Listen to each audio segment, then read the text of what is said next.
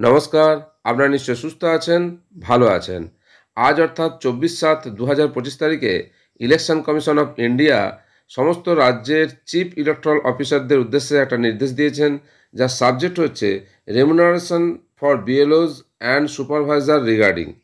অর্থাৎ বিএলও এবং সুপারভাইজারদের রেমুনারেশন সংক্রান্ত একটা নির্দেশিকা দিয়েছে সমস্ত রাজ্যের চিফ ইলেকটরাল অফিসারদের উদ্দেশ্যে। কি বলা আছে তাতে? তাতে বলা আছে যে 2015 সালের 8 7 2015 তারিখে যে কমিশন একটা নির্দেশিকা জারি করেছিল, যার লেটার নাম্বার 23/INST/2015 ERS, সেই নির্দেশিকা বদল করে নতুন নির্দেশিকা আনা হলো। অর্থাৎ আগের যে নির্দেশিকা ছিল রেমুনারেশন সংক্রান্ত, সেটাকে ক্যান্সেল করা হলো এবং বিএলও এবং বিএলও সুপারভাইজারদের জন্য নতুন রেমুনারেশন স্ট্রাকচার দেয়া হলো। সেটা কি একটু দেখে নেওয়া যাক।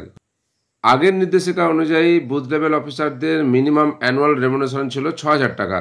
24/7/2025 নতুন নির্দেশিকা অনুযায়ী বুথ লেভেল অফিসারদের মিনিমাম অ্যানুয়াল রেমুনারেশন হচ্ছে 12,000 টাকা। বিএলও সুপারভাইজারদের মিনিমাম অ্যানুয়াল রেমুনারেশন হচ্ছে 18,000 টাকা।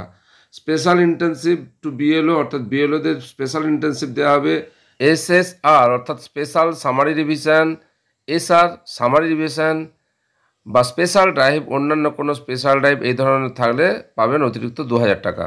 The instruction shall be brought to the notice of all concern for compliance, অর্থাৎ এটা সুবিধার জন্য সকলকে জানাতে হবে, এই নির্দেশিকায় বলা আছে।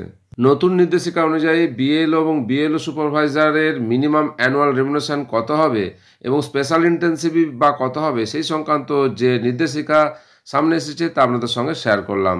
আপনারা সকলে সুস্থ থাকুন, ভালো থাকুন।